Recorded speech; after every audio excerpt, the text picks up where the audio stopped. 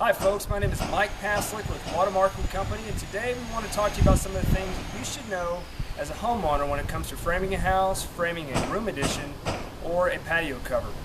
Whether you have some experience with residential framing or not, I'm going to show you a few key points to be aware of and some simple tricks that will allow you to do some quality control on your renovation. If your renovation or home building project requires framing or rough carpentry work, here are 6 simple things to look for as a quick quality control check. Using a 3 or 4 foot level, determine if each wall stud is plumb. We will illustrate this process shortly. Confirm that anchor bolts have been installed to secure the wall to the foundation. These should be placed no more than 6 feet apart and within 12 inches of the ends of the walls.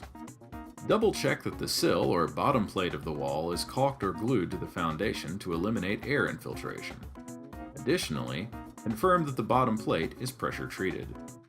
Be aware that load-bearing beams that are intended to support any number of vaulted ceilings, large openings, or roof loads will, in most cases, need to have their size and capacity specified by a licensed structural engineer. If your project is located within a municipality with a permit and inspection department, a representative from that department will need to inspect the project's framing prior to the installation of insulation and drywall. If your project is located in a rural area outside the jurisdiction of a municipality, it is a smart investment to hire a third-party inspector to inspect any rough carpentry work. Lastly, we always recommend taking photos of the framing as part of the record-keeping process. The ideal time to take these photos is after all electrical, plumbing, and HVAC work is complete, but prior to the installation of insulation and drywall. Now let's take a look at this wall. It's a 2x4 wall, and at first glance it looks perfectly fine. It has a bottom plate that's treated, and of course that's what we want.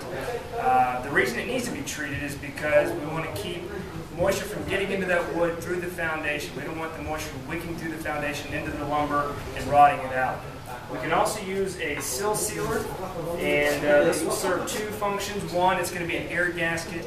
It will keep air from getting into the structure through air infiltration, and it will also serve as a capillary break, and it will also keep the moisture from getting into that lumber at the bottom plate. Now we want to do a couple things. We want to check this wall for plumbness, and we also want to look for any bowed studs. So I'm using my 4 foot level to do that. And we're just going to put the level up against the stud, and you probably want to do this on all the studs throughout your renovation. And we are plumb. We're within the bubble on that, and we're also going to turn our level sideways, horizontal, and look for any studs that are sticking out. And in this case, we do have a stud that's sticking out because the level's rocking back and forth. If I move further down, you're going to notice that these studs are actually straight, but this stud is bowed out, so we're going to have to replace it and put in a new one. This concludes our discussion for today about rough carpentry and framing. And if you have any questions about this topic, feel free to give us a call. Or if you have any questions about our design renovate process, we would be happy to talk to you about that as well. In the meantime, good luck with your renovation, and we'll see you on the next project.